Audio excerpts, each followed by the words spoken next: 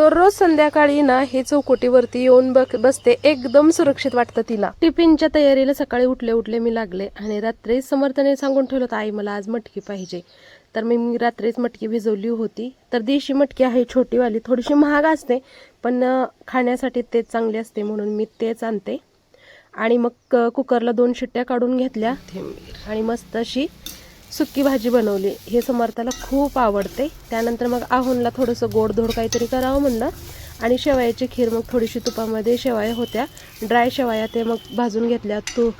दूध टाकलं वरून, साखर आणि वरून थोडंसं तूप टाकलं गरम करून. तर खूप मस्त टेस्टी आणि सोबतच 4-5 बदाम सुद्धा बारीक करून टाकले. फक्त आहोपुरतेच बनवले कारण मला गोड पदार्थ जास्त आवडत नाहीत. त्याच मटकीला पातळ भाजी बनवली. शाळेतून आली ग सोनपरी, माझी सोनपरी शाळेतून आली. लल्ली का आज? इकडे बघ, लाड केलं का? नाही केलं का? बर शान आहे, बाळ म्हणली नाही का तुला? तर आज छान शाळेत जाऊन आलाय, टिफिन सुद्धा खाल्लाय. आज मटकीची भाजी चपाती दिलेली. 4 दिवसापासून घराची डीप क्लिनिंग केली नव्हती. तर हे बघा सोप्यावरती धुरळा, आणि ह्या सोप्यावरला असा बडवूनच धुरळा काढावं लागतं. हे सगळं मी असं बडवलं की मग धुरळा उडून खाली पडतो. थोडा इकडं तिकडं होतच खरं, पण काय करायचं, दुसरी पद्धतच नाही याला साफ करायची. हे बघा तुम्हाला दिसतंय ना, खाली इतकी धूळ निघते. फक्त बारीक मातीचे कण, आणि लेकरं ऐकत नाहीत. लेकरं त्याच्यावरतीच खेळतात, हुड्या मारतात, जम्पिंग जपॅंग म्हणून त्यावरतीच हुड्या मारून खूप असं घाण करतात. आणि सगळे जिकडे तिकडे गेले होते म्हणून म्हणलं चला साफसफाई करून घेऊया. डीप क्लिनिंग छान साफसफाई केलं की 1-2 तासच घर इतकं छान वाटतं, म्हणजे मला छान वाटतं, प्रसन्न, स्वच्छ. आणि एकदा जर पोरं घरात आली आणि खेळायला लागली की मग काय विचारू नका. जसं होतं तसं सगळा पसारा, धुरोळा, घाण, खेळणी सगळं त्यांचं चालूच असतं. सोबतच मी खिडक्या वगैरे काही नव्हतं बरं का, पण माझ्या मनाच्या समाधानासाठी मी सगळीकडे झाडू फिरून घेते. आणि हे आठवड्यातून एकदा किंवा 2दा, कधी कधी 15 दिवसात सुद्धा करते. म्हणजे जसं मूड असेल त्यानुसार. मग फॅनलाही थोडंसं झाडू मारून घेतला. आणि भाड्याचं असलं आणि स्वतःचं असलं तरी घर स्वच्छ असलं तरच छान दिसतं. आणि भाड्याचं असलं म्हणजे काय झालं, आपण राहतोय ना, आपण त्याचं रेंट देतोय, मग त्या जोपर्यंत आपण राहतोय ते आपण स्वच्छ ठेवायलाच पाहिजे. आपलं घर म्हणूनच त्याला सांभाळलं पाहिजे. हे बघा किती हे, आणि हे फक्त सोप्यावरती धूळ निघाली. आणि पोराने हे खा ते खा, थोडंफार त्यांचं शॉर्पनर केलेलं, ते पेन्सिलचं असंच. आज 3ऱ्या मजल्यावर असल्यामुळे इतकं घाण होत नाही, पण थोडीफार धूळ येतेच. तर ते कुठं जरी राहिलं तर धूळ तेवढी येणारच. पायासोबत येते किंवा वाऱ्या जास्त सुटलं तर वाऱ्यासोबत येते. आणि स्वच्छ पूर्ण झालंय. स्वच्छ झालं ना, एकदम असं धुवून पुसून काढल्यासारखं वाटतंय. डीप क्लिनिंग जर छान धुरळा डस्टिंग सगळी करून घेतली तर. गावाकडून येऊन मला आठवडा होऊन गेलं होतं. लसूण आणलेला आपला घरचा देशी लसूण, आणि ते कट करून ठेवायचा. माझी तब्येत बरी नव्हती, परत समर्थच्या टेस्ट वगैरे चालू होत्या, त्यामुळे थोडंसं दुर्लक्षात झालं.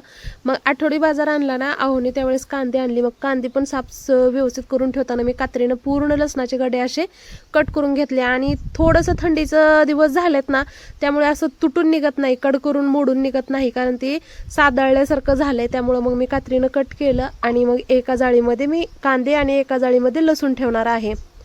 तर हे देशी लसूण आहे त्यामुळे थोडंसं जपूनच. आणि त्याला वरून थोडीशी माती आहे, कारण ज्यावेळेस आम्ही काढलो तेव्हा बारीक बारीक पाऊस होता. म्हणलं त्याला आपण वरून चोळून सुद्धा ठेवूया.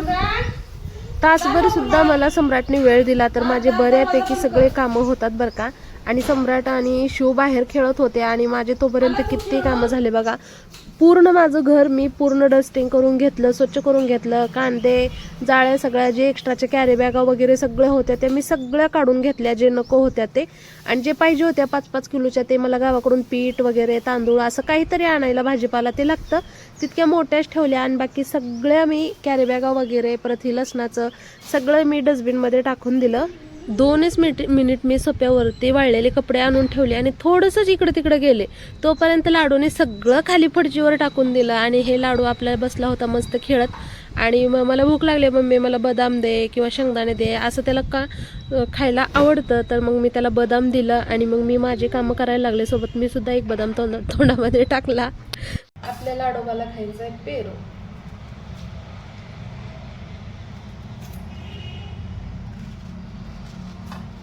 लाडू ये बाळा.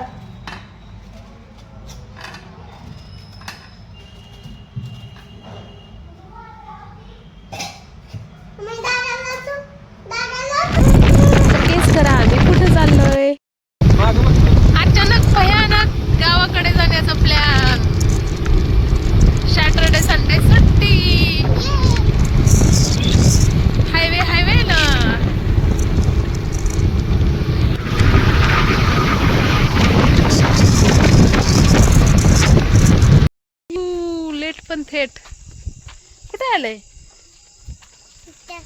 8 वाजले. काय बघते रे बा रोप होय कुठले तिथं कशा यायचे का फणस मला काले आले आले बाबा बघायला इकडं पाठीमागे फणसाचं ना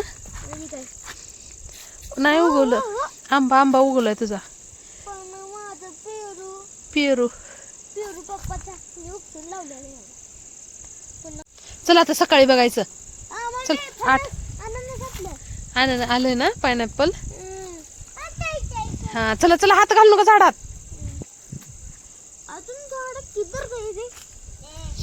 चला उद्या उद्या बघायचं चल अजून घरात सुद्धा गेलं नाही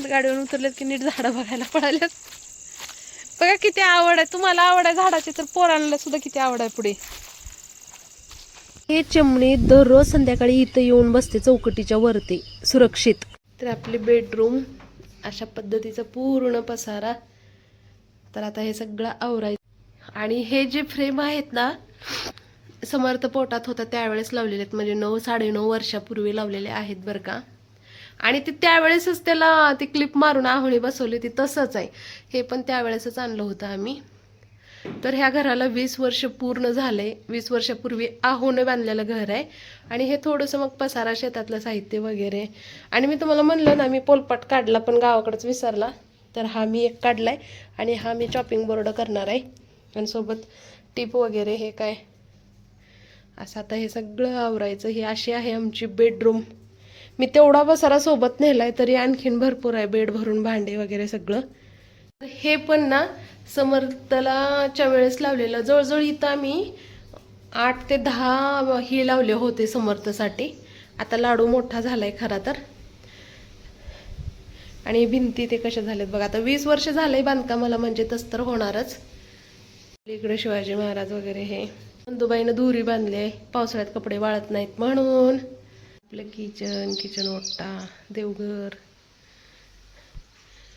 हे आहेत माझे सासू सासरे हे आहे आमची स्टोर रूम इथं जनावराचं परत लसूण एक्स्ट्राचे जे शेतीचे अवजार वगैरे काय काय शेंगा हे काय काय असतं हे सगळं आणि हे जुन्या पेट्या हे सम्राटचा पाळणा स्टडी टेबल असं काही पहिलं आमचं इथं किचन होतं इथं चूल होती जी आमची समाधान चूल चॅनलवर व्हिडिओ आहे ना ती इथं होती पण ते काढले विचार करते मी आणखीन एक इथं चूल बसवायची